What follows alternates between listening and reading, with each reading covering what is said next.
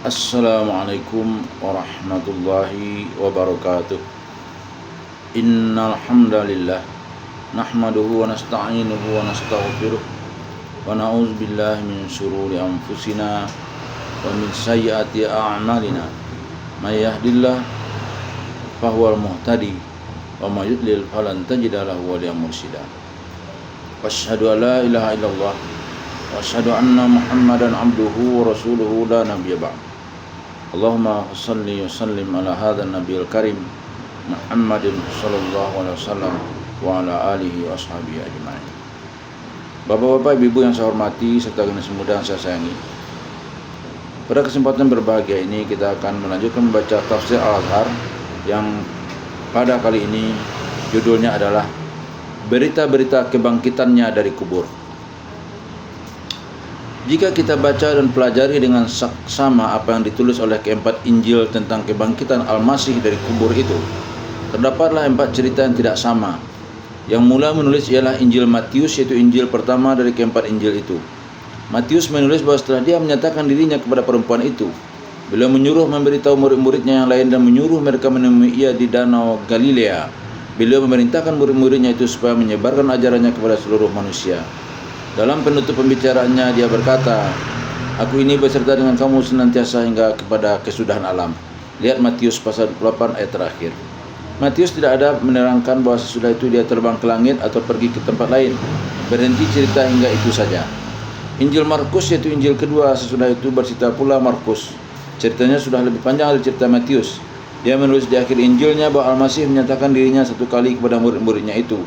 Tetapi oleh perkataan atau pesan-pesan beliau tidak lagi serupa dengan pesan yang ditulis oleh Matius dan malahan dimulai lebih panjang. Sesudah itu Markus menulis bahwa selesai bicara dia pun naiklah ke langit. Sesudah itu Injil ketiga, yaitu Injil Lukas, menulis cerita itu lebih panjang lagi.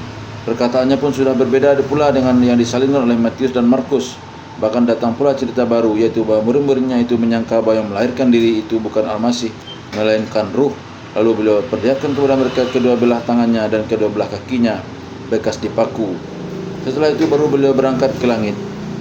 Injil Yahya atau Yohanes, Injil keempat yang ditulis selama sesudah ketiga Injil tadi, menulis cerita ini lebih panjang lagi.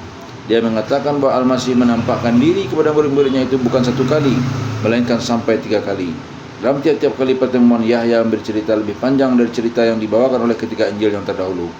Bahkan ditambahkannya lagi pengakuan Al-Masih bahwa yang disalib itu benar-benar dirinya, bukan orang lain.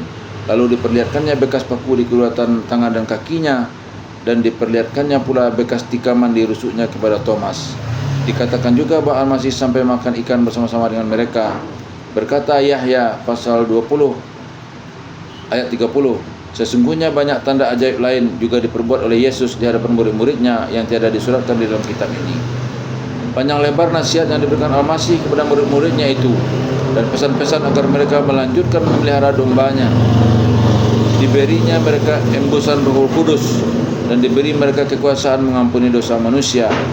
Mana yang mereka ampuni, terampunlah, dan mana yang mereka tanggungan, tertanggunglah dosa mereka. Yahya 20:23. Inilah 4 macam cerita dari 4 Injil tentang kisah kebangkitan Al-Masih. Dan tidak dengan pikiran bebas kita dapat mengambil kesimpulan bahwa rupanya bertambah lama Nabi Isa alaihissalam meninggal dunia, bertambah panjanglah tambahan cerita tentang dirinya. Lebih-lebih Yahya dalam susun katanya dapat diambil kesimpulan bahwa cerita itu ditambahkannya guna meyakinkan orang bahwa Al-Masih memang mati disalib.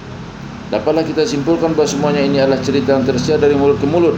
Mulanya kecil kemudian bertambah besar, sejengkal jadi sehasta jadi sedepa. Selain dari itu terdapat pula perbedaan cerita yang tidak mesti menimbulkan pertanyaan, mana yang benar? Matius pasal 28 mengatakan 2 perempuan, yaitu Maria Magdalena dan Maria yang lain pergi ke kubur itu dini hari. Sekonyong-konyong terjadi gempa bumi sebab malaikat turun dari surga, serta datang lalu menggolekkan batu penutup kubur itu. Lalu malaikat itu duduk di sana. Orang yang menjaga menggeletar ketakutan. Malaikat mengatakan kepada kedua perempuan itu bahwa Yesus yang kamu cari itu tidak ada lagi di kuburannya, sebab dia sudah bangkit. Disuruhnya kedua perempuan itu memberitahu murid-murid beliau bahwa beliau sudah bangkit dari antara orang mati dan berjalan lebih dahulu ke Galilea. Di sanalah kelak mereka akan dapat menemui beliau. Di dalam Markus pasal terakhir, pasal 16, perempuan yang pergi melihat kubur dini hari itu bukan berdua, Maria Magdalena dan Maryam ibu Yakub, melainkan bertiga yang seorang lagi Salome. Di dalam pasal ini diterangkan pula bahwa yang melihatnya hanya Maria Magdalena, sedangkan Maryam ibu Yakub tak tersebut melihat sebab mereka lari ketakutan. Matius mengatakan terjadi gempa bumi sebab malaikat turun dari surga. Sedang Markus dalam pasal 16 ini tidak ada menyebutkan tentang gempa bumi. Tentang bumi gempa sebab malaikat turun dari surga itu. Yang bertemu oleh Maryam hanya seorang anak muda di sebelah kanan kuburan. Lukas tidak menyebutkan bahwa perempuan-perempuannya datang itu berdua sebagaimana dikatakan Matius, dan tidak pula bertiga sebagaimana dikatakan Markus, tetapi dikatakannya bahwa memang ada beberapa perempuan yang dahulu datang bersama Al-Masih dari Galilea. Perempuan-perempuan itu datang bersama Yusuf, anggota sidang majelis bicara. Lukas pasal 23 ayat 20 dan ayat 50 dan seterusnya. Setelah mereka masuk ke dalam kubur dan mendapatnya kosong, Lukas mengatakan pasal 24 bahwa perempuan-perempuan itu terkejut dan takut amat sangat karena tiba-tiba saja muncul dua orang, pakaiannya bersinar-sinar. Tidak disebut bahwa itu malaikat sebagaimana dikatakan Matius, dan tidak satu melainkan dua orang, dan tidak ada gempa bumi. Lukas menonjolkan tiga perempuan, yaitu Maria Magdalena dan Maryam ibu Yakub, tetapi yang ketiga bukan Salome namanya, melainkan Yohanna, dan ada lagi beberapa perempuan lain. Disebutkan pula bahwa orang yang berdua berpakaian bersinar-sinar itu bertanya, "Mengapa kamu mencari orang yang hidup di antara orang yang telah mati?" Maka kedua orang itu menerangkan bahwa dia tiada di sini, melainkan sudah bangkit, bahwa tak dapat tiada ada anak manusia akan diserahkan kepada tangan orang berdosa, dan dia akan disalibkan dan bangkit pula pada hari ketiga, sebagaimana yang dia pernah katakan. Tidak disebut oleh Lukas bahwa beliau menyuruh perempuan-perempuan itu mengabarkan kebangkitan itu kepada murid-murid, karena dia terlebih dahulu berangkat ke Galilea, bahwa mereka akan melihatnya di sana sebagaimana yang dikisahkan oleh Matius dan Markus. Lukas mengatakan bahwa mereka kembali lalu menyampaikan berita itu kepada murid yang ke-11, lain dari kisah Markus yang berkata bahwa perempuan-perempuan itu tidak mengatakan apa-apa. Kemudian Lukas mengatakan bahwa dua orang di antara mereka itu berjalan kaki menuju sebuah desa bernama Emmaus, sekira perjalanan 3 jam dari Yerusalem. Sedang mereka bercakap-cakap berkatakan hal yang terjadi itu, tiba-tiba Yesus muncul dan menghampiri mereka lalu menanyakan soal apa yang mereka percakapkan. Setelah mereka menjawab bahwa mereka memperkatakan tentang Al-Masih yang telah disalib, kelepas nama seorang di antara mereka mengatakan juga bahwa Al-Masih itu adalah seorang nabi yang berkuasa di atas perbuatan dan perkataannya di hadapan Allah dan segenap kaum itu. Lukas 24:19.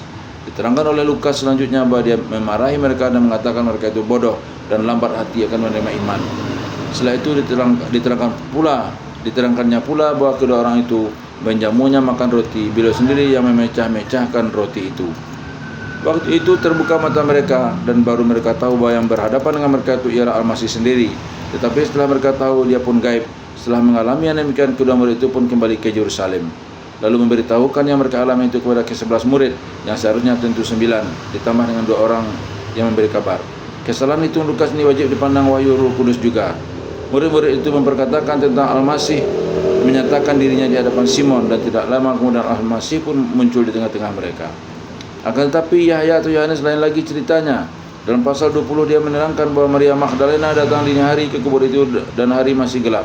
Dilihatnya batu penutup kubur sudah terbongkar, lalu dengan segera dia berlari memberitahukan hal itu kepada Simon Petrus dan seorang murid yang lainnya amat dicintai oleh Yesus.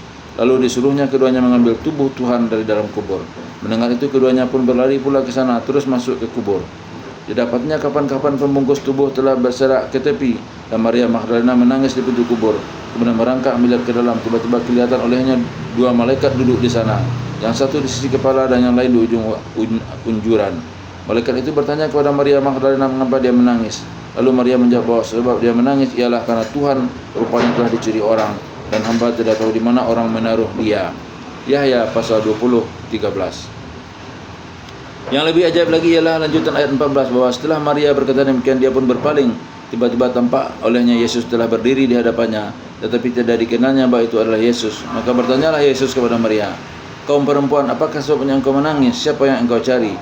Maka sebab Maria menyangka bahwa dia itu penunggu taman, menyautlah dia kepadanya, "Tuan, kalau Tuan membawa dia dari sini, katakan kepadaku di mana Tuan meletakkan dia, supaya boleh saya pergi mengambil dia." Setelah itu panjanglah kisah Yahya bahwa Yesus memanggil nama Maria baru waktu itulah dia mengenal Yesus. Lalu Yesus berpesan kepada murid-muridnya yang lain supaya disampaikan oleh Maria.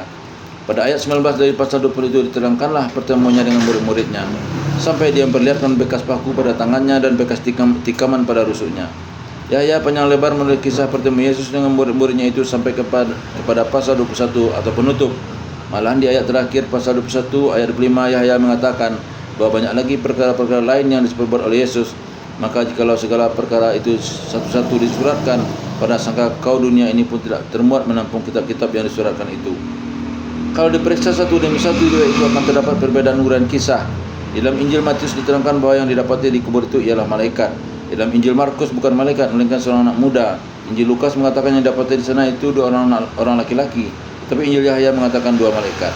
Mana yang betul, seorang atau berdua, anak muda atau malaikat? Injil Markus mengatakan perempuan-perempuan itu pergi, tidak berkata apa-apa karena mereka ketakutan. Injil Lukas mengatakan bahwa mereka menyampaikan berita itu kepada murid yang 11. Injil Yahya bercerita lebih panjang lagi, bahkan sudah jauh dari kisah yang dibawakan oleh 3 kawan yang dahulu.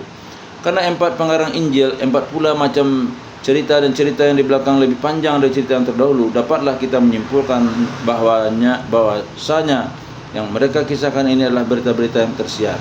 Tetapi tidak jelas dari mana sumbernya dan kian tidak dapat diselidiki lagi dari mana sumber berita itu.